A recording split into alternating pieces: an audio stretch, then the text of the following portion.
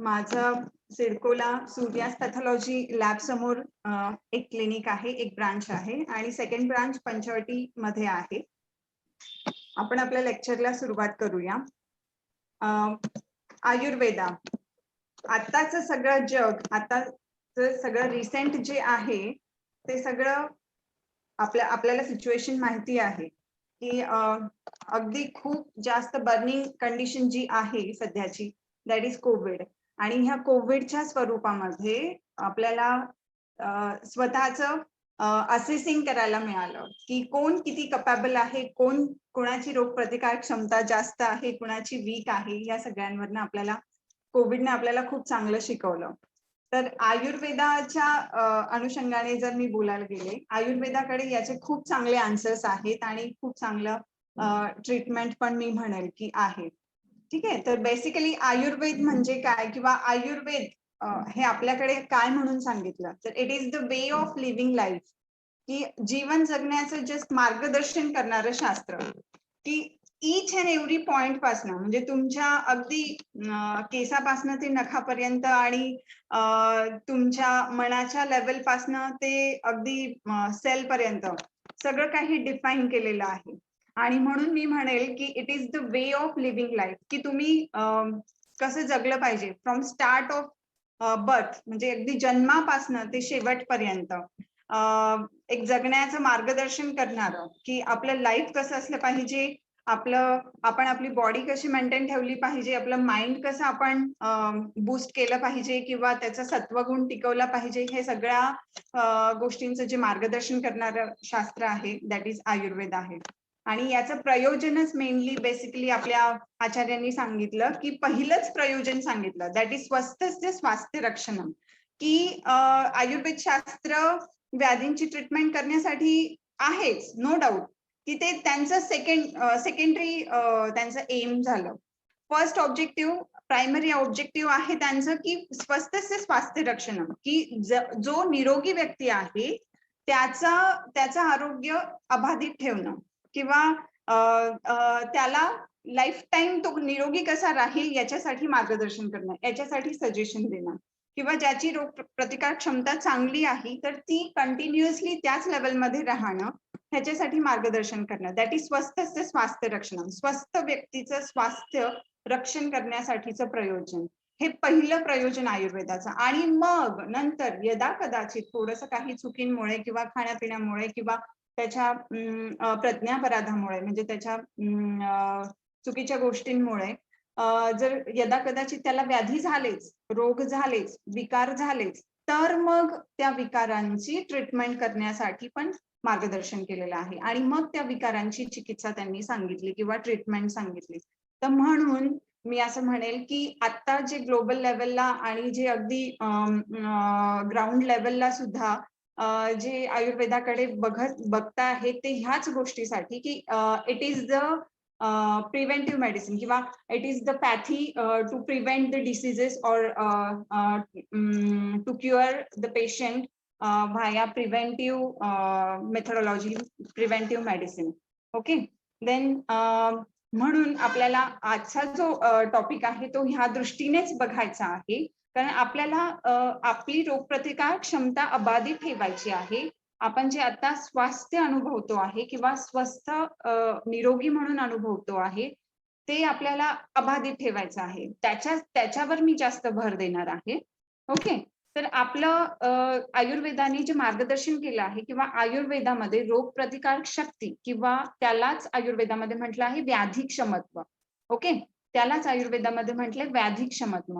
मग ह्या व्याधी क्षमत्वाची डेफिनेशन सांगताना आचार्यांनी दोन गोष्टी सांगितल्या, की रोगप्रतिकार क्षमता म्हणायचं कशाला, तर अशी शरीराची कपॅसिटी किंवा अशी शरीराची ability that is to prevent the disease, व्याधी प्रतिबंधकत्व, म्हणजे एकतर व्याधीला प्रतिबंध करायचा, व्याधीच होऊ द्यायचा नाही, शरीराची अशी क्षमता बनवायची किंवा शरीरातली अशी क्षमता, अशी अवस्था की जी व्याधीच होऊ देणार नाही.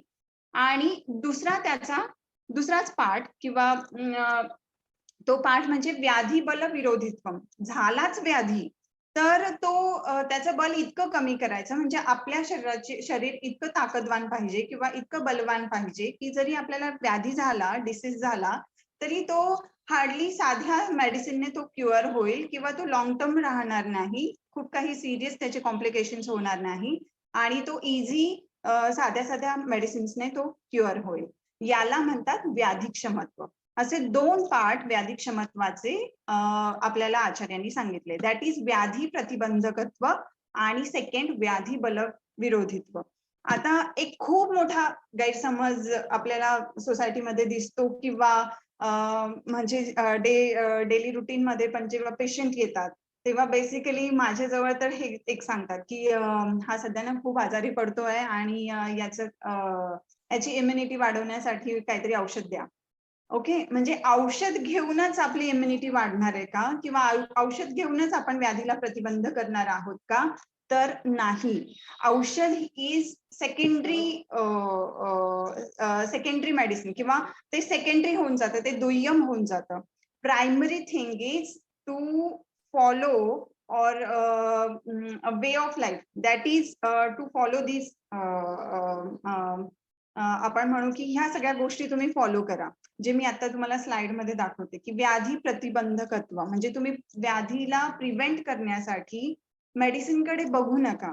तर तुमचं जे डेली रुटीन आहे किंवा तुमचं जे वेलबिंग आहे ते आणखी प्रॉपर करण्यासाठी किंवा तुमचं जे डेली रुटीन आहे ते प्रॉपर ठेवा आणि ते प्रॉपर ठेवण्यासाठी आयुर्वेदाने गाईड केलं आहे आणि त्या थ्रू आयुर्वेदाने व्याधिक्षमत्व व्यक्तीचं किंवा त्या पेशंटचं किंवा त्या स्वस्थ व्यक्तीचं अबाधित ठेवलं आहे.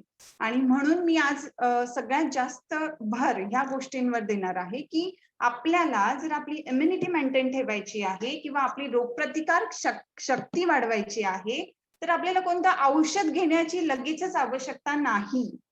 ओके, आपल्याला औषध घेण्याची लगेचच आवश्यकता नाही. तर आपण without any cost, without any spending money आपण स्वतःहून आपल्या काही गोष्टी जर नियंत्रणात आणल्या तर आपण आपली रोगप्रतिकार क्षमता खूप चांगल्या पद्धतीने वाढवू शकतो. आणि हेच मी आज तुम्हाला सांगणार आहे. लिटरली आता जर तुम्ही म्हणाल की हे तर आम्हाला सगळ्यांना माहिती आहे, पण कसं होतं ना, कधी कधी माहिती असूनही आपल्याला कदाचित समजत नाही, ती अशी गोष्ट झाली. आयुर्वेदाच्या बाबतीतही तेच आहे. आता मी ज्या गोष्टी तुम्हाला सांगणार आहे अगदी तेच आहे. म्हणजे लिटरली आयुर्वेद इज इन, म्हणजे आपल्या प्रत्येकाच्या रक्तात आयुर्वेद आहे. कारण दॅट इज आवर कल्चर, की आपल्या संस्कृतीमध्येच काही गोष्टी अशा सांगून ठेवल्या की आपोआप आपण आयुर्वेदा फॉलो करतो. ओके, पण सध्या काय झालं, ह्या global marketing and all these things, की आपल्याला फॉरेनर्सचा आपल्याला जास्त कदाचित पगडा असल्यामुळे आपण आपल्या गोष्टी विसरत आहोत किंवा विसरलो आहोत आणि त्याच गोष्टी आपल्याला रिकॉल करायच्या आहेत आणि आपली इम्युनिटी मेंटेन ठेवायची, बूस्टअप करायची आहे. तर ह्याच गोष्टींवर मी आज भर देते आहे आणि म्हणून मी थोडंसं रिकॉलिंग करते आहे की सगळ्यात महत्वाचं जी प्रिव्हियस स्लाइड होती की आपल्याला ह्या 4 गोष्टींवर खूप जास्त, म्हणजे माझं सजेशन राहील की जर तुमची इम्युनिटी तुम्हाला मेंटेन ठेवायची आहे तर तुम्ही ह्या 4 गोष्टींकडे अवश्य बघा किंवा याच्यावर जोर द्या. तर पहिली आपण घेऊया दिनचर्या. ओके, की दॅट इज तुम्ही सकाळी उठल्यापासून रात्री झोपेपर्यंत काय काय करतात किंवा काय काय करायला हवं. आयुर्वेदाने याच्यासाठी काय काय मार्गदर्शन केलेलं आहे हे तुम्हाला सांगते. हे अगदी आपल्या एन्शियंट म्हणजे आपण म्हणू की आपल्या पूर्वजांच्या काळात किंवा जुन्या काळामध्ये आपले पंजोबा असतील, त्यांचे खापर पंजोबा वगैरे हे सगळं हे फॉलो करत होते. ओके, मग ते रिच्युअल्स म्हणून फॉलो करत होते, परंपरा म्हणून फॉलो करत होते किंवा डेली रुटीन मध्ये ह्या सगळ्या गोष्टी फॉलो करत होते. पण ते दिवसेंदिवस ते मागे पडत गेलं आणि आपण स्वतःहून आपली इम्युनिटी डाऊन करून घेतली. तर मी ह्या गोष्टींवर का भर देते आहे, तर आपण अगदी सकाळी बघूया. म्हणजे त्यातही मला ह्या अगोदर ह्या गोष्टीचा सांगण्याचा उद्देश असा की आपण व्याधी रोगप्रतिकार क्षमता त्याकडे जाण्याच्या अगोदर आपण रोग कसा होतो किंवा व्याधी कसा होतो ते थोडंसं आयुर्वेदाने काय सांगितलंय त्याच्याबद्दल मी थोडक्यात तुम्हाला समजेल अशा भाषेत सांगते. की फॉर एक्झाम्पल आपल्याला रोग का होतो, जर आपण याचा विचार केला तर एक शरीर आहे, बरोबर, हे एक यंत्र आहे, यंत्र किंवा तंत्र आहे. हे यंत्र चालतं बोलतं यंत्र आहे. तुम्ही त्याला ज्या पद्धतीचं फीड द्याल, म्हणजे ज्या पद्धतीचं खाणं पिणं ठेवाल किंवा ज्या एन्व्हायरमेंट आजूबाजूच्या त्या एन्व्हायरमेंटमध्ये ठेवाल, त्याचा परिणाम त्या शरीरावर होतो. मग तुम्ही चुकीचं खाल्लं तर तुम्हाला त्रास होणार आहे. तुम्ही अतिशय चुकीचं खाल्लं आणि ते तुमच्या डिसीजचं जर रिझन असेल तर तुम्हाला डिसीज होणार आहे. म्हणजे रोग आपल्या ह्या गोष्टींमधनं होतो. आपण जे चुकीचं खाणं पिणं करतो त्याच्याने मेनली होतं काय, तर आपला अग्नी दूषित होतो. सगळ्यात महत्वाचं इथे आपला अग्नी दूषित होतो. दॅट इज, तुम्ही असं म्हणाल की आपली पचनशक्ती, पण पचनशक्तीच्या बियॉन्ड लिमिट जाऊन आयुर्वेदाने अग्नी डिफाईन केला आहे. म्हणून थोडक्यात तुम्हाला समजेल या भाषेत की आपली पचनशक्ती डिस्टर्ब होते आणि तिथून सगळ्या रोगांचं मूळ किंवा तिथून सगळ्या रोगांची पॅथॉलॉजी सुरू होते असं आयुर्वेदाने सांगितलंय. की अग्नी, तुम्ही तुमच्या अग्नीला इतका इम्पॉर्टन्स द्या किंवा तुम्ही तुमच्या अग्नीला इतकं जपा की त्याला ओळखून, त्याचं एक्झामिनेशन करून किंवा त्याचं वेलबिंग ठेवूनच तुम्ही तुमची रोगप्रतिकार क्षमता अबाधित ठेवू शकतात असं आयुर्वेद म्हणतो. आणि म्हणून आयुर्वेदाने अग्नीवर खूप जास्त जोर दिला आहे. जर तुमचा अग्नी व्यवस्थित नसेल तर तुमचं शरीर म्हणजे मल्टिपल डिसीजेसचं घर असेल, हाऊस असेल. आणि त्यामुळे सगळ्यांनी तुमच्या अग्नीचं किंवा अग्नी ओळखून खाणं पिणं ठेवावं. आणि म्हणूनच ह्या अग्नीच्या बेसिसवर मी हे फॅक्टर्स तुम्हाला आज सांगणार आहे की दॅट इज दिनचर्या. की सगळ्यात पहिली गोष्ट सांगितली ब्राह्ममुहूर्ते उत्तिष्ठेत. नाही पॉसिबल होते रुटीन मध्ये वगैरे किंवा कितीही म्हटलं तरी लेट नाईट झोपणं, लेट नाईट ड्युटीज वगैरे ह्या सगळ्या गोष्टी. मग इथनं अगदी दिवसाची सुरुवातच आपली डिस्टर्ब होते. पण मी असं म्हणेल की ज्यांना पॉसिबल आहे त्यांनी ब्राह्ममुहूर्तेत उत्तिष्ठेत करा. ह्या गोष्टीचं खूप गरज आहे. काय होतं की जो स्पेसिफिक टाइम सांगितला आहे ब्राह्ममुहूर्ताचा 5 to 6 AM, तर आपल्या बॉडीची फिजिओलॉजी नॉर्मली प्रॉपरली वर्किंग करत असते आणि तेव्हा मलमूत्र विसर्जनाचा टाइम असतो. त्या दिवसामध्ये जर आपण ब्राह्ममुहूर्तावर उठून आपण नॉर्मली उठून आपलं एक थोडा वेळ जरी दिला तरी आपल्याला मलमूत्र विसर्जनाचा योग्य वेळी वेग येतो आणि त्यावेळेस मलमूत्र विसर्जन होणं गरजेचं असतं. आणि ह्या मलमूत्र विसर्जन प्रॉपर झालं की आपला अग्नीचं प्रॉपर रक्षण होतं किंवा आपला अग्नी प्रॉपर राहतो. ओके, आपली दिवसाची सुरुवात ह्याच गोष्टीने अगदी चुकीच्या टाइमने उठण्याने होते. आणि मग तिथून पुढे 7 वाजेनंतर लिटरली कफाचा टाइम चालू होतो आणि त्या कफ काळात जर आपण 7, 7:30, 8, 8:30 वाजता उठत असू तर कफाचं आवरण ह्या गोष्टींवर येतं आणि आपलं जे फर्स्ट आहे की मलमूत्र विसर्जन प्रॉपर होत नाही आणि आपला अग्नी तिथे दूषित होतो आणि ते एक रिझन बनू शकतं. सेकंड, खूप जणांना अगदी बेड टीची सवय असते, पण आयुर्वेदाने इथे सांगितलंय की तुम्ही दंत धावन करा. खूप छोट्या छोट्या गोष्टी आहे की तुम्ही उठल्यानंतर तुमच्या म्हणजे मलमूत्र विसर्जन झालं पाहिजे आणि देन तुमचं ब्रशिंग झालं पाहिजे आणि ब्रश केल्यानंतरच जर तुम्ही काही घेत असाल, काही सेवन करत असाल, दॅट इज प्रॉपर किंवा ते तुमच्यासाठी योग्य आहे. ओके, जी बेड टीची सवय आहे ती अतिशय चुकीची आहे आणि तिथून आपण आपल्या रोगांना आमंत्रण करतो. कारण आपली एक दिवसाची ही सवय नसते, आपण लाईफ इयर्स टू इयर्स, वर्षानुवर्षे या गोष्टींची आपल्याला सवय लागते आणि त्या छोट्या छोट्या गोष्टी आपली इम्युनिटी डाऊन करण्यासाठी कारणीभूत होतात. सेम थिंग एक्सरसाइज, कितीतरी इन्क्लुडिंग आवर्स म्हणजे डॉक्टर्स किंवा अगदी सिडेंटरी वर्क करणारे IT वर्कर्स वगैरे हे खूप जास्त म्हणजे सिडेंटरी वर्क आहे. माहिती आहे की अगदी सकाळपासून संध्याकाळपर्यंत 8-8 तास बसायचं आहे, तर मग ऍटलिस्ट आपण सकाळी अर्धा तास काढला पाहिजे व्यायामासाठी. आणि तो अतिशय गरजेचा आहे की व्यायामाने नक्की आपल्या शरीराचं बल वाढतं तर आपल्या मनाचं पण बल वाढतं आणि जेव्हा आपल्या शरीराचं बल वाढतं तेव्हा आपली पचनशक्ती सुद्धा प्रॉपर राहते, आपल्या अग्नीचं बल वाढतं. ओके, आणि आपला अग्नी जर प्रॉपर राहिला तरच आपली इम्युनिटी प्रॉपर राहते. सेम थिंग की तुम्ही व्यायामानंतर अभ्यंग करायला सांगितलंय.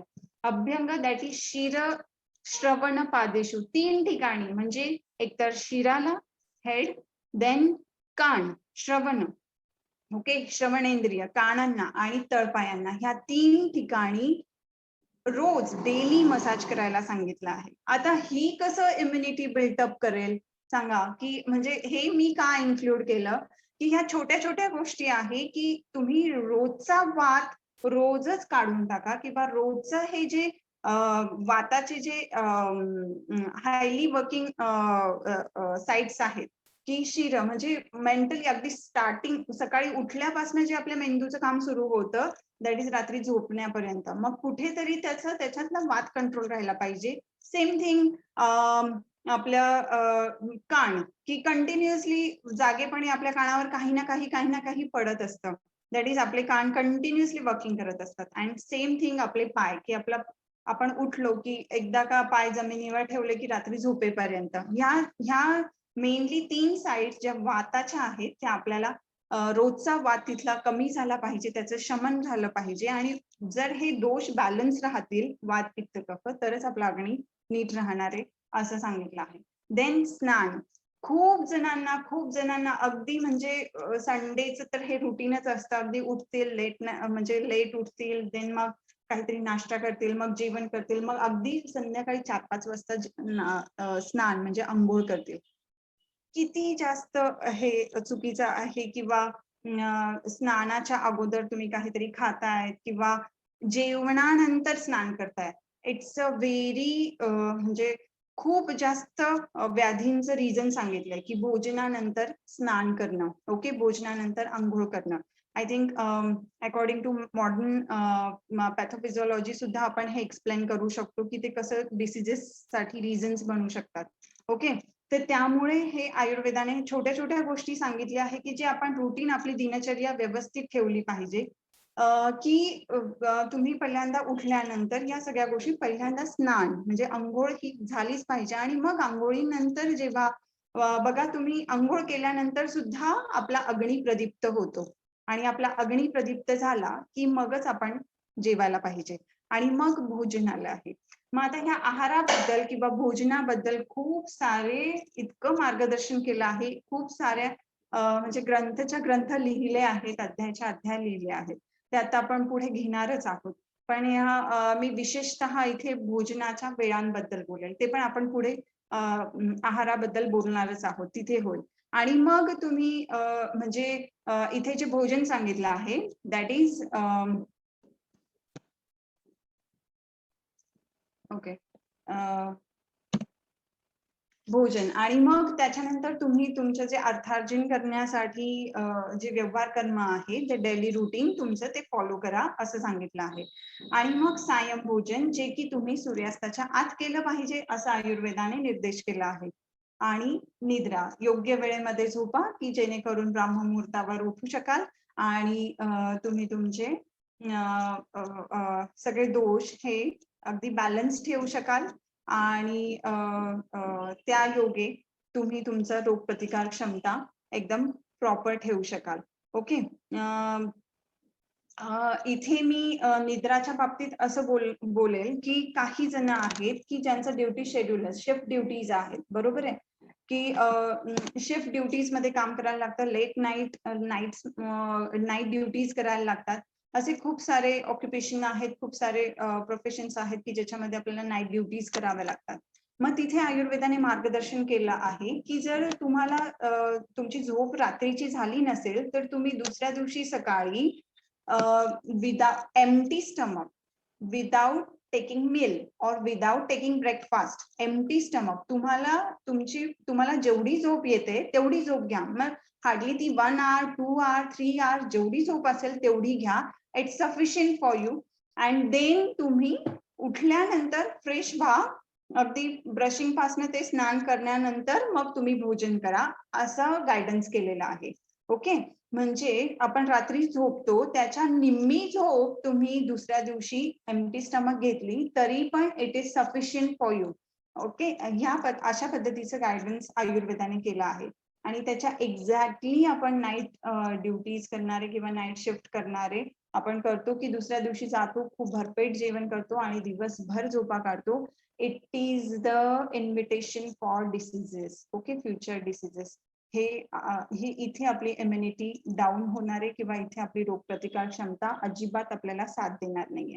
ओके, देन दुसरा जो पुढचा जो पॉइंट आहे ऋतुचर्या. मी तर याच्याबद्दल सांगेल की जस्ट टू फॉलो ऋतुचर्या फॉलो करायची means each and every season मध्ये मी अगोदरच सांगितल्याप्रमाणे की आपलं यंत्र आहे आणि इट इज द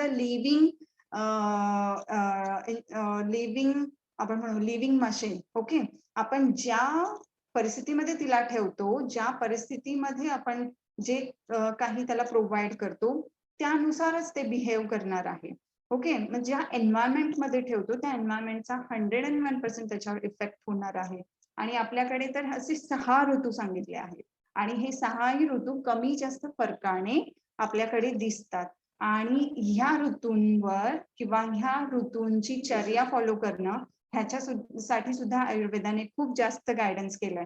पण आपले पूर्वीचे लोक मीन्स आपले जे ग्रोन अप्स होते किंवा जे पूर्वज होते ते खूप हुशार होते. त्यांना माहिती होतं की कदाचित थोडेफार आपण लेझी असू आणि आपण हे काही दिवसांनी फॉलो नाही करणार, म्हणून त्यांनी काय केलं की रिच्युअल्स बनवून टाकले, रूढी परंपरा बनवून टाकल्या की आषाढ महिना आला आहे तर आपल्याला गुळ आणि गव्हाचं पीठ मिळून ते चाणकी करायची आहे किंवा त्याचं ते हे करायचं आहे आणि ते तेलात मीन्स दॅट इज वर्षा ऋतू आहे. वर्षा ऋतूमध्ये वाताचा प्रकोप असतो आणि वात कमी करण्यासाठी आपल्याला स्निग्ध पदार्थांची गरज आहे, आपल्याला मधुर सेवनाची गरज आहे आणि म्हणून त्यांनी आपल्याला गुळ आणि पिठाचं कॉम्बिनेशन ते तेलात तळून तशी गुळाची चाणकी आपल्याला खायला सांगितली. सेम थिंग आपल्याला आपण म्हणू शरदामध्ये की शरदातल्या चांदण्यामध्ये कोजागिरी पौर्णिमा आपण सेलिब्रेट करतो की शरदातल्या चांदण्यामध्ये आपण दूध उकळून ते पितो. शरदामध्ये पित्ताचा प्रकोप खूप जास्त हायपर ऍसिडिटीचे पेशंट तेव्हा पाहायला मिळतात आणि मग तिथे आपल्याला आपल्याकडे रिच्युअल आहे की कोजागिरी पौर्णिमेला चंद्राच्या चांदण्यामध्ये ते दूध उकळत ठेवा, म्हणजे त्याच्यात जो नेचरचा जो स्निग्धता थंडावा आहे, शीतलता आहे आणि दूध मुळात शीतल आहे, मग त्या पित्ताच्या उष्णतेला तो बॅलन्स करणारा तो शीतगुण तिथे आपल्याला आपोआप आपल्याकडनं ह्या रिच्युअल्स फॉलो केल्या की आपण ऑलरेडी आपोआप आपण ऋतुचर्या फॉलो करणार. दॅट इज प्रत्येक एव्हरी सीझन मध्ये आपण इच अँड एव्हरी सीझन मध्ये आपण आपली इम्युनिटी मेंटेन ठेवणार आहोत बाय फॉलोइंग ऋतुचर्या. Okay, by following. म्हणून मी माझ्या प्रत्येक पेशंटला हे माझं गायडन्स असतं किंवा सजेशन असतं की तुम्ही इच अँड एव्हरी सण, इच अँड एव्हरी उत्सव, तुम्ही इच अँड एव्हरी फेस्टिवल तुम्ही खूप चांगल्या पद्धतीने सेलिब्रेट करा आणि तिथे तुम्हाला जे आपल्याकडे जे खाणं पिणं सांगितलं आहे ते फॉलो करा. दॅट इज थंडी. जो आपला संक्रांत येतो तेव्हा आपण तिळगुळ सेलिब्रेट करतो किंवा तिळगुळ एकमेकांना देतो. तीळ मेनली पचण्यासाठी जड आहे पण अतिशय पौष्टिक आहे, हेवी आहे. जो हेमंत मधला म्हणजे थंडी मधला जो तो त्यात मुळात आपला अग्नी वाढलेला असतो, भूक वाढलेली असते आणि तेव्हा हेवी म्हणजे पचायला जड असे पदार्थ खायला सांगितले आहेत आणि मग तो तिळगुळासारखा पदार्थ तिथे आपला जो तो अग्नी आहे तो प्रॉपर ठेवतो आणि त्या योगे आपला ऑल ओव्हर पूर्ण सीझनची, पूर्ण वर्षभराची तो अग्नी आपला मेंटेन ठेवण्याचं काम तो हेमंत ऋतूतलं ते आपलं जे आपण जे काही खातो, अगदी नवीन धान्य खायला सांगितलंय बघा. निसर्गामध्ये सुद्धा अगदी तेव्हाच गव्हाचे अंकुर फुटलेले असतात, ओंब्या फुटलेल्या असतात आणि लिटरली विदर्भासारख्या एरियामध्ये ते याच्या छोट्या छोट्या पार्टीज करतात. त्या पार्टीचं नाव आता माहिती नाहीये पण तेव्हा ते तिथे ते त्या गव्हाच्या ओंब्या छान मस्त अशा ह्याच्यावर भाजतात आणि त्या खातात. म्हणजे नवधान्य खायला सांगितलंय हेमंत ऋतूमध्ये की तुमचा अग्नी एवढा प्रदीप्त असतो आणि मग त्याचं बळ टिकवून ठेवण्यासाठी ऑल ओव्हर द इयर तुम्हाला ती हेमंत ऋतुचर्या फॉलो करायची आहे. सेम थिंग वसंतामध्ये होळी येते, वसंतामध्ये आपल्याला पाडवा येतो, पाडवामध्ये आपण पुरणपोळी खातो. ओके, आणि पुरणपोळी ही वसंतामध्ये जो कफाचा प्रकोप होतो, जे सगळे कफाचे डिसीजेस आपल्याला दिसतात, तर त्या कफाला कंट्रोल ठेवण्यासाठी आपल्याला हरभऱ्याच्या डाळीची जी पुरणपोळी आहे ती खायला सांगितली आहे, की तो नॅचरली तुम्हाला तुमचा कफ कंट्रोल ठेवेल, जो नॅचरली कफाचा प्रकोप झाला आणि तो बॅलन्स करेल. सेम थिंग ग्रीष्म ऋतूमध्ये खूप सारे शीतपेय आपल्याकडे येतात. आपण पण्यासारखे कैरीच्या पण्यापासनं ते वेगवेगळ्या प्रकारचे सरबत आपल्याला घ्यायला सांगितले, की जो बाहेर एवढा जास्त गरमी असते तर ते तुम्ही त्याच्या अपोजिट गुणांचं सेवन करून तुम्ही तुमची इम्युनिटी किंवा तुम्ही तुमचं जे शरीर आहे ते प्रॉपर ठेवा. ह्या सगळ्या गोष्टींमधनं हे सगळं आपल्याला फ्री ऑफ कॉस्ट आपण फक्त हे आपल्याला फॉलो करायचं आपल्याकडे सांगून ठेवलं आहे आणि त्या योगे आपल्याला आपली ऋतुचर्या फॉलो करायची आहे. ओके. प्लीज ऍडमिन मला सांगा की जर टाइम जास्त होत असेल तर मी थोडंसं फास्ट घेईन. कारण खूप मोठा विषय आहे, मला बोलायला दिलं आहे, त्याच्यामुळे मला असं झालंय की मी किती सांगू. तर म्हणून मग तुम्ही मला गाईड करा. जर कमी वेळ असेल तर मला सांगा प्लीज. ओके. तिसरी जी गोष्ट आहे की ज्यांच्यामधनं व्हेरी व्हेरी इम्पॉर्टंट, ही स्लाइड खूप इम्पॉर्टंट आहे, की आहार म्हणजे आहार नुसतं काय खायला पाहिजे आणि काय प्यायला पाहिजे याच्यापेक्षा ते किती प्रमाणात घ्यायला पाहिजे त्याच्याबद्दल काही रूल्स रेग्युलेशन्स आहेत ते घेण्याच्यासाठी त्याच्या विशेष त्याचे काही स्थान सांगितले आहेत ते फॉलो केले पाहिजे आणि योग्य वेळेत तो सेवन केला पाहिजे. आयुर्वेदाने याच्यासाठी खूप चांगलं मार्गदर्शन केलं आहे, कारण ह्याच गोष्टीने आपलं सगळ्यात महत्वाचं आपलं इम्युनिटी प्रॉपर राहणार आहे. तुम्ही काय खाता यापेक्षा तुम्ही किती खातात आणि कधी खातात या गोष्टीवर जास्त डिपेंड आहे आपली इम्युनिटी. ओके. आयुर्वेदाने याच्यासाठी गायडन्स असं केलं आहे की तुम्ही किती प्रमाणात आहार घ्यायला पाहिजे. तर इमॅजिनरी, ओके, इमॅजिन करा, इमॅजिनरी हायपोथेटिकली तुम्ही तुमच्या स्टमकचे 3 पार्ट करायचे किंवा 3 भाग करायचे. ओके. त्या 3 भागापैकी एक भाग तुम्ही स्थूल सॉलिड जे आहे आपण जेवण करतो भाजी पोळी वगैरे भात हे जे आहे आपलं ते सॉलिड जे सगळे आयटम्स आहेत किंवा जे पदार्थ आहे स्थूल पदार्थ त्याने तेवढा खा एक भाग तुमच्या आमाशयाचा एक भाग तुमच्या स्टमकचा. देन सेकंड दुसरा जो भाग आहे तो तुमच्या आहारातले लिक्विड्स पाहिजे तेवढे लिक्विड्स घ्या. दुसरा भाग पूर्ण लिक्विड्स घ्या. ओके. एक भाग स्थूल सॉलिड्स, सेकंड दुसरा भाग लिक्विड अँड थर्ड पोर्शन हा तुम्ही एम्प्टी ठेवा. ओके. अगदी आपण म्हणजे रोजचं आपलं जेवण जर बघितलं तर अगदी ते मानेपर्यंत गच्च होईपर्यंत म्हणजे एक तर लेडीजचा हा सगळ्यात मोठा ड्रॉबॅक की हे उरेल आणि मग हे शिळं पडेल आणि मग घ्या खाऊन. अरे घ्या खाऊन किंवा ते जर उरलं आणि त्याच्यातनं जर पुढे जाऊन काही होणार आहे तर तुम्ही ते थोडंसं उरलं तरी चालतंय, नो डाऊट. तुम्ही त्याचं काहीतरी तुम्ही कोणाला तरी द्या किंवा दुसरं काहीतरी हे करा किंवा कमीच करा. मी तर नेहमी सजेशन देते की 2 ग्लास कमी खा. पण ह्या गोष्टी तुम्ही फॉलो केल्या पाहिजे की एक भाग तुमच्या आमाशयाचा एकच भाग तुम्ही स्थूल पदार्थ घेतले पाहिजे. सेकंड भाग तुम्ही लिक्विड घेतलं पाहिजे आणि third part should be empty. Okay. तो दोषांच्या किंवा जे पण काही सिक्रिशन्स होत आहेत स्टमक मध्ये होत आहेत इंटेस्टाईन मध्ये होत आहेत तो आहार पचण्यासाठी त्या सिक्रिशनच्या वर्किंगसाठी तुम्ही एम्प्टी ठेवा. ओके. तो रिकामा ठेवा. अशा पद्धतीने मग ते जे पाचक स्राव आहेत सगळे ते निघणार आहेत सगळीकडनं ते तुमच्या फूडवर चांगल्या पद्धतीने अप्लाय होतील आणि प्रॉपर मिक्सिंग होईल तिथे आणि मग ते तिथे प्रॉपर ऍब्झॉर्प्शन डायजेशन ऍब्झॉर्प्शन होईल आणि अशा पद्धतीने तुमचा आहार योग्य वेळेत पचेल आणि तुमचं शरीर हलकं राहील. ओके. खूप साऱ्या जणांना जेवल्यानंतर इतकी गुरुता येते इतकं जड जड वाटतं इतकं पोट जड वाटतं पूर्ण शरीर जड वाटतं कारण की अगदी मानेपर्यंत गच्च होईपर्यंत जेवलेले असतात. That is not good. It is wrong. Okay. हे पहिल्यांदा आपण बघितलं पाहिजे. देन प्रकार. आता आयुर्वेदामध्ये आहाराचे इतके सारे प्रकार सांगितले आहेत. आपल्याकडे पण आपण जेव्हा बॅलन्स डाएट बघतो तेव्हा बॅलन्स डाएट मध्ये आपण कार्बोहायड्रेट प्रोटीन्स अँड फॅट्स आपल्याला 3च गोष्टी माहिती आहेत. पण आयुर्वेदाने याच्यासाठी खूप डिटेल एक्सप्लेनेशन दिलं आहे की शुकधान्य आहे म्हणजे काय ते गहू ज्वारी बाजरी वगैरे ह्या सगळ्या गोष्टींसारखं. देन कडधान्य आहेत की शिंबी धान्य दॅट इज जे शेंगा असलेले धान्य. देन जल म्हणजे लिक्विडचे ते एवढे टाईप सांगितले अगदी जलापासनं ते दूध ताक देन इवन मद्य सुद्धा सांगितलं आहे. देन खूप सारे असे जलाचे प्रकार म्हणजे लिक्विड्सचे प्रकार सांगितले. हे जे सांगितलं आहे सॉलिड्सचे, जसे शुकधान्य म्हणजे आपल्याला आपले हे गहू वगैरे तो एक प्रकार, कडधान्य सांगितले, देन भाज्या सांगितल्या, फळं सांगितले वगैरे, ह्या सगळ्या गोष्टी. तर रुटीनली जनरली मला क्वेश्चन असतात की मॅडम कोणते फळं खायला पाहिजे, बरोबर आहे. तर इथे आयुर्वेदाने खूप चांगल्या पद्धतीने गायडन्स केलंय.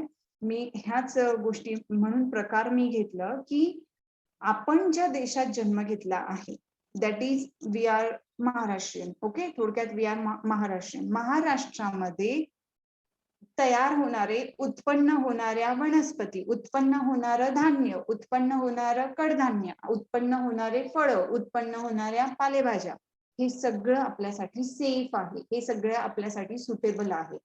अँड आयुर्वेदा सजेस्ट दॅट की तुम्ही हेच धान्य खा, की तुम्ही ज्या देशात जन्म घेतला आहे, तुम्ही ज्या ठिकाणात, ज्या रिजन मध्ये तुम्ही जन्म घेतलाय, त्या रिजन मध्ये उगलेल्या, उत्पन्न झालेले धान्य किंवा आहार तुम्ही सेवन करायला पाहिजे. आणि म्हणून जनरली फळं खायला सांगितले का मग रोज किती ऍपल खायला पाहिजे, आठवड्यातनं किती ऍपल खायला पाहिजे, हा जनरल क्वेश्चन असतो. ऍपल आपल्या महाराष्ट्रात तयार होतं का, उत्पन्न होतं का, इथून आपण सुरुवात करायला पाहिजे. ऍपल हे मुळात थंड प्रदेशातलं, हिमालयन रिजन मधलं फ्रूट आहे. मग त्या एन्व्हायरमेंटचा त्याच्यावर परिणाम झालेला असतो. त्या एन्व्हायरमेंट मध्ये जेव्हा आपण जातो तेव्हाच ते आपल्याला सूट करतं. म्हणून आपल्याला जेव्हा आपण लहान बाळाला ऍपल, अगदी ऍपल पासून सुरुवात करतात. म्हणजे लहान बाळांना मी म्हटलं की फळं द्या, तर फळं द्या, मग काय द्यायचं, तर ऍपल. मग ऍपल कसं द्यायचं, मग कोणी म्हणतं की कुकरमध्ये शिजवून द्या, अमकं द्या. Not necessary. पहिल्यांदा, सगळ्यात पहिल्यांदा तुम्ही तुमच्या रिजन मध्ये जी फळं तयार होत आहेत, जी फळं पिकतायत, तेच फळं तुम्ही द्या, त्याच पालेभाज्या तुम्ही खाऊ घाला, तेच धान्य तुम्ही हे करा. ह्यासाठी मी सांगते की गहू हा आपल्या रिजन मधला आहे का, नाही. जर आपण याची हिस्ट्री बघितली तर मेनली तो पंजाब मध्ये पिकतो. आणि पंजाब हा असा रिजन आहे, तो परत शीत रिजन म्हणजे थंड रिजन आहे, हेल्दी रिजन आहे, की तिथे जेव्हा आपण जातो आणि तेव्हा आपली बॉडी अडॅप्ट होते आणि तेव्हा आपला अग्नी खूप बलवान असतो.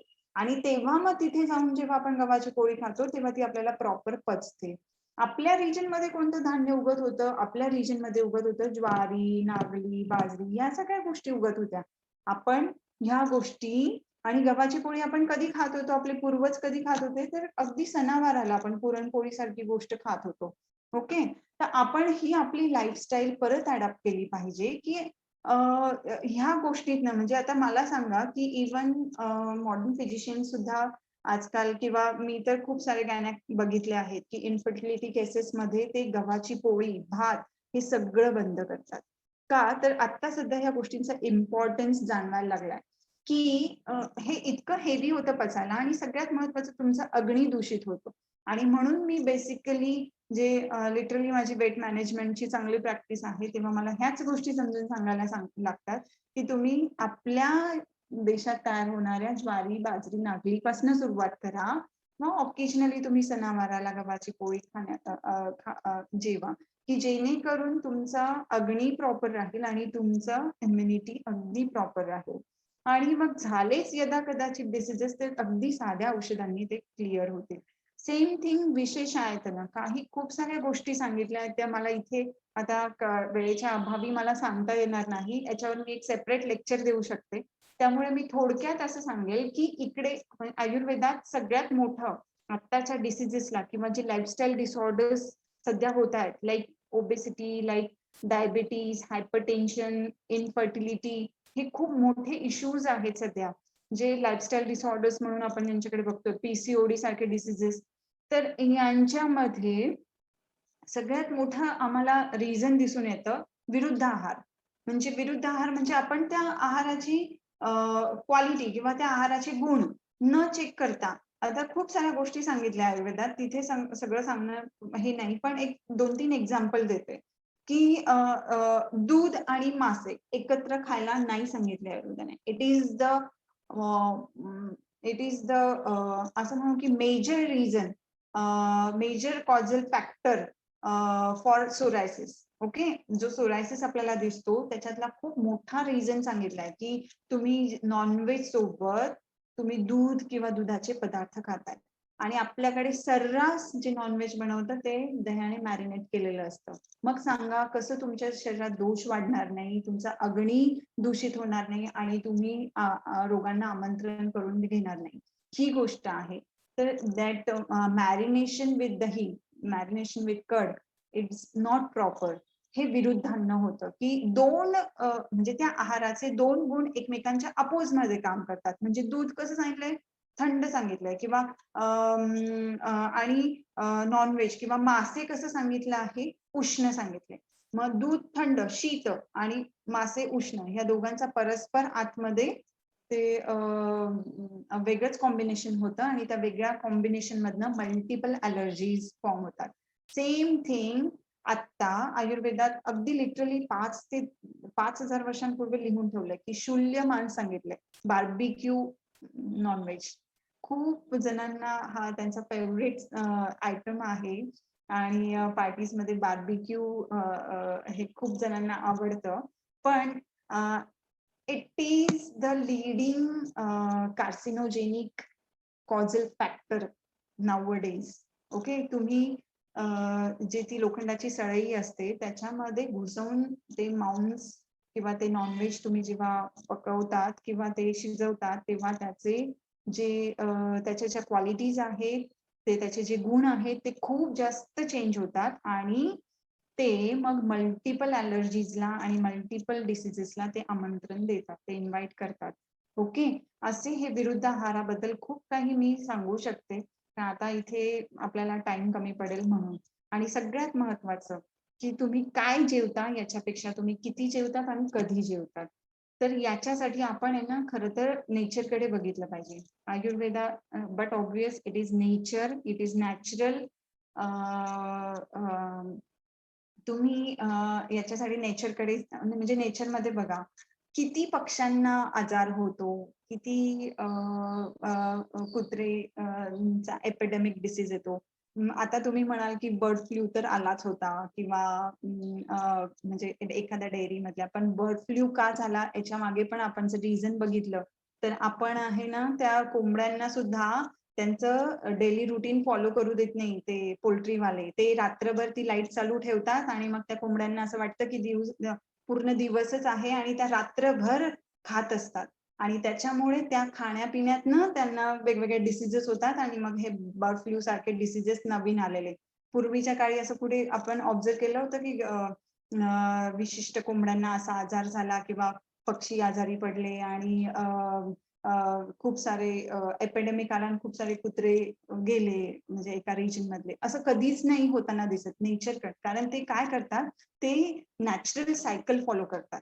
ते बरोबर ब्राह्म मुहूर्ताला उठतात. आपण उठण्याच्या अगोदर पक्षी घरट्यातनं उडालेला असतो आणि जेव्हा आपण स्वयंपाकाला सुरुवात करतो तेव्हा तो पक्षी घरट्यात येऊन त्याचा शांत बसलेला असतो. ओके, म्हणजे तो सायन सूर्यास्ताच्या आतच त्याचं जेवण उरकून तो पूर्ण रेस्ट करत असतो आणि अगदी ब्राह्ममुहूर्ताला उठून तो त्याचं जेवण शोधायला बाहेर पडलेला असतो. जेव्हा आपण हे नेचरकडे जाऊन आणि नेचरकडे बघतो तेव्हा आपल्याला आपल्या गोष्टींचं म्हणजे हे सगळं समजतं. म्हणून मला म्हणायचं आहे की जेवणाच्या त्याच प्रॉपर टाइम आहे, अगदी अर्ली इन द मॉर्निंग. म्हणजे तुम्ही 11 पर्यंत तुम्ही सकाळचं म्हणजे लंच विथ ब्रेकफास्ट प्रॉपर केला पाहिजे. दुपारी अगदी लाईटली जेवून तुम्ही वामकुक्षी घेतली पाहिजे आणि संध्याकाळचं सूर्यास्ताच्या आत जेवण करून, की जेणेकरून तुमच्या झोपण्यापर्यंत तुमचं रात्रीचं जेवण निम्म पचलेलं पाहिजे. ओके, आणि मग तेव्हा तुमची body through out the night proper detoxify होईल, तिचं डिटॉक्सिफिकेशन प्रॉपर होतं आणि ती नेक्स्ट डे साठी फुल्ली रेडी असते. ओके, आणि मग अशा पद्धतीने तुमची इम्युनिटी प्रॉपर राहते. आता ह्या सगळ्या गोष्टी आपण काय बघितलं तर टू प्रिव्हेंट डिसीज. ओके, की प्रिव्हेंटिव्ह म्हणून आपण ह्या सगळ्या गोष्टींकडे बघितलं. यदा कदाचित आपण हे सगळं फॉलो केलं पण मग असं काही एन्व्हायरमेंट मध्ये झालं किंवा आपल्याच प्रज्ञापराधामुळे, आपल्याच चुकीच्या गोष्टींमुळे आपलं काही खाण्यात आलं झालाच डिसीज, मग तो डिसीज कमी करण्यासाठी किंवा त्याचं बल, त्याचं जे पॉवर आहे किंवा त्याची जी स्ट्रेंथ आहे ती कमी ठेवण्यासाठी सुद्धा आपल्याकडे आयुर्वेदाने मार्गदर्शन केलंय. आणि मग इथे येतो मेडिसिनचा रोल. विचार करा की किती कमी रोल आहे मेडिसिनचा. आणि म्हणून मी तुम्हाला नेहमी सांगते की तुमचं डेली रुटीन तुम्ही प्रॉपर ठेवा, किंवा आपण सगळ्यांनी आपलं रुटीन प्रॉपरली फॉलो केलं पाहिजे आणि मग नंतर आपण औषधांकडे बघितलं पाहिजे. तर ह्यासाठी सुद्धा म्हणजे to prevent diseases, no doubt आयुर्वेदाने मेडिसिन सांगितले आणि खूप चांगले मेडिसिन सांगितले. तर त्याच्यामध्ये प्रत्येक व्याधीमध्ये त्यांनी म्हणजे आयुर्वेदाची स्पेशालिटी आहे की रसायन चिकित्सा, रेज्युनेटिंग ट्रीटमेंट. ओके, की आयुर्वेदाने एक स्पेशल पार्ट असा सांगितला की रसायन, लाईक रसायन म्हटलं की आपल्याला फक्त च्यवनप्राश दिसतं, पण च्यवनप्राश इज अ रुटीन किंवा खूप कॉमन ते रसायन झालं. नो डाऊट ते जरी तुम्ही कंटिन्युअसली 6 महिने घेतलं तरी तुमची इम्युनिटी पुढच्या 2-3 वर्षांसाठी एकदम प्रॉपर राहते. ओके, पण रसायन हे रेग्युलर सेवन करण्यासाठी सांगितलंय. 1 दिवस घेतलं, 2 दिवस घेतलं, इट इज नॉट गुड, किंवा ते रसायन सेवन केल्यासारखं म्हणजे ते रसायन घेतल्यासारखं नाहीये. ओके, तर काही औषधं, काही मेडिसिन स्पेसिफिकली असे सांगितले. फॉर एक्झाम्पल एकदम सिम्पल थिंकिंग देते. या कोविड मध्ये खूप साऱ्या अशा गोष्टी आल्या की ज्यांच्याकडे आपण म्हणजे ज्या आपण नकळत घेतल्या आणि काही लोकांची इम्युनिटी खरंच टिकून राहिली. तर त्यांनी काय घेतलं, लिटरली त्यांनी रसायन सुरू केलं होतं त्यांच्या नकळत. दॅट इज सिम्पल गोष्ट की गुळवेल.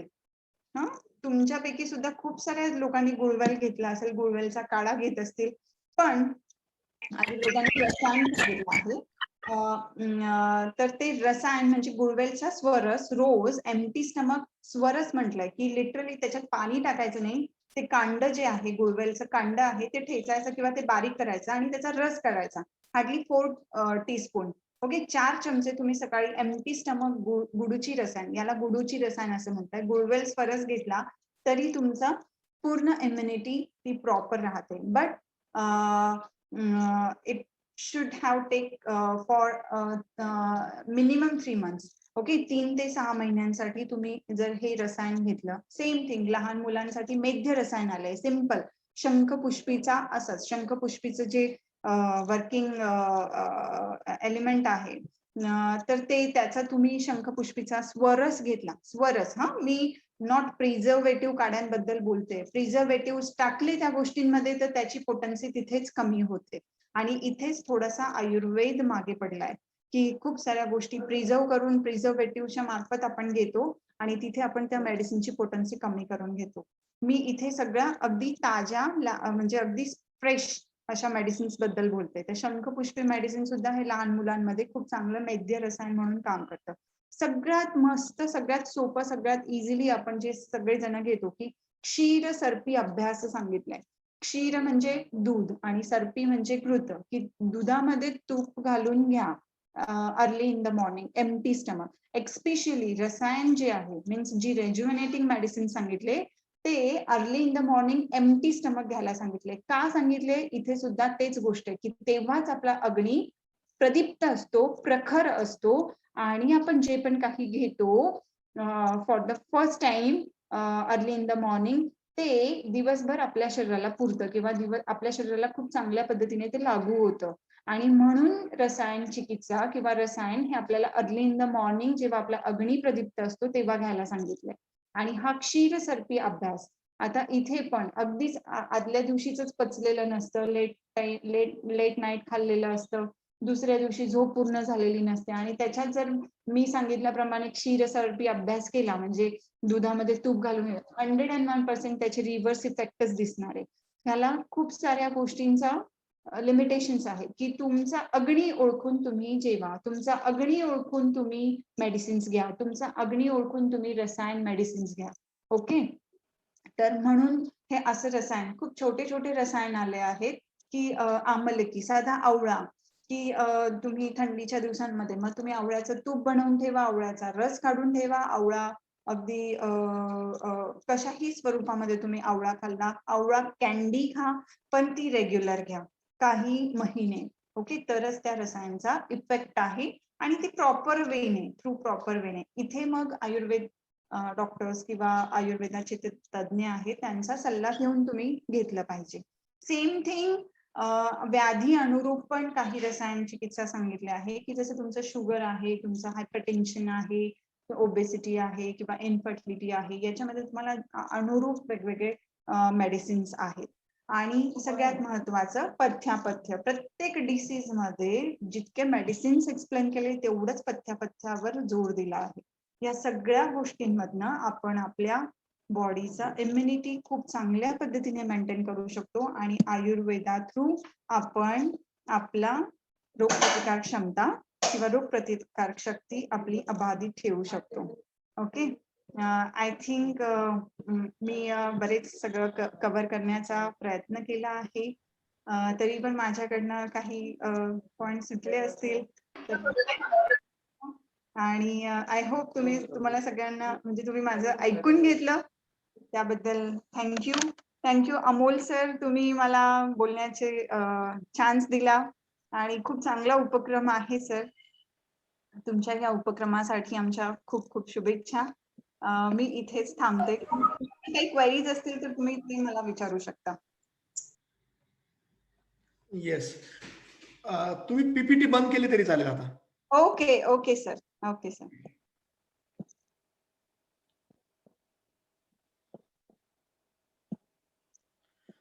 Yes sir.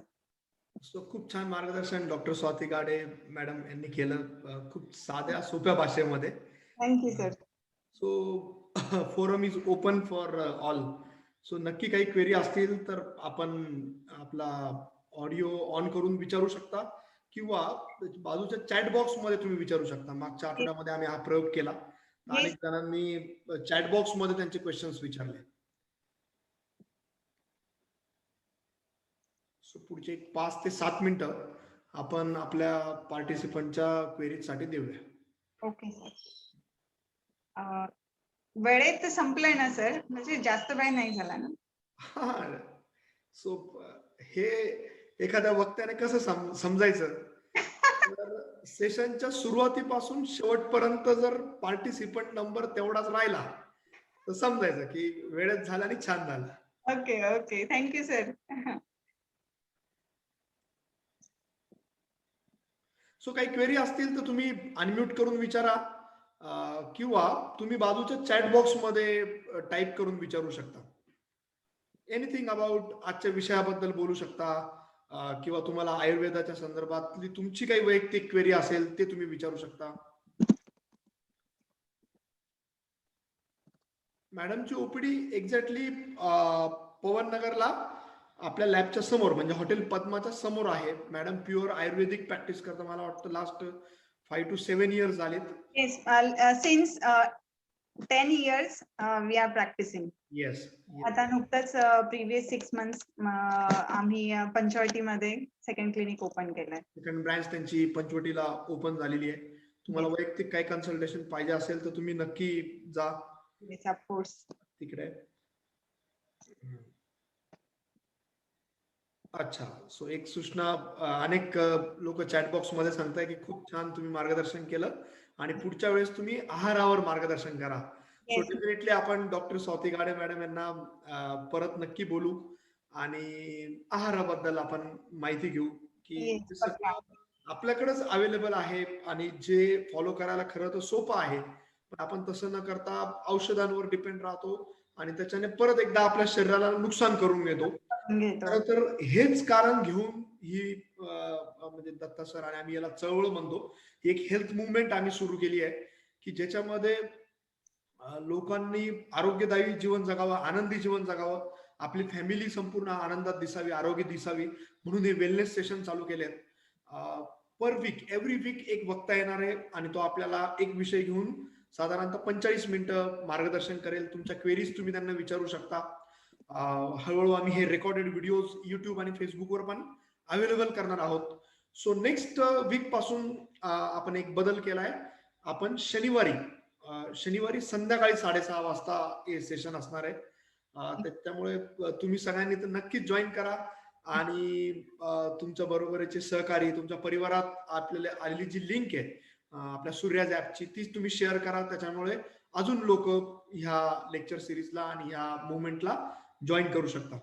सो मी परत एकदा डॉक्टर स्वाती गाडे मॅडम यांना सगळ्या सूर्याज फॅमिलीकडून थँक्यू बोलतो की तुम्ही इतकी छान थँक्यू. आम्हाला सगळ्यांना केलं. आज प्लेजर. आज हे वेलनेस सेशन ज्या सगळ्यांनी अटेंड केलं त्या सगळ्यांना मी धन्यवाद म्हणतो की त्यांनी त्यांचं वेळ, सगळं दिवसभराचं शेड्यूल हे सगळं करून तुम्ही आजचं सेशन अटेंड केलं. कारण स्वतःच्या पण आरोग्यासाठी काळजी घ्यायला, त्यासाठी लेक्चर अटेंड करणे, त्यासाठी ते झूम ऍप डाउनलोड करणे, सूर्याचं ऍप डाउनलोड करणे, याला पण डेडिकेशन लागतं. आणि तुम्ही आजचं लेक्चर अटेंड करणं म्हणजे तुमच्यामध्ये ती डेडिकेशन, तो अवेअरनेस आहे.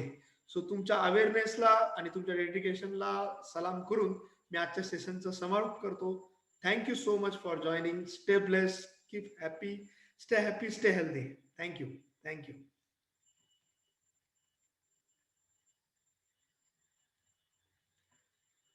दत्ता सर, तुम्ही काय बोलताय? Okay sir, thank you.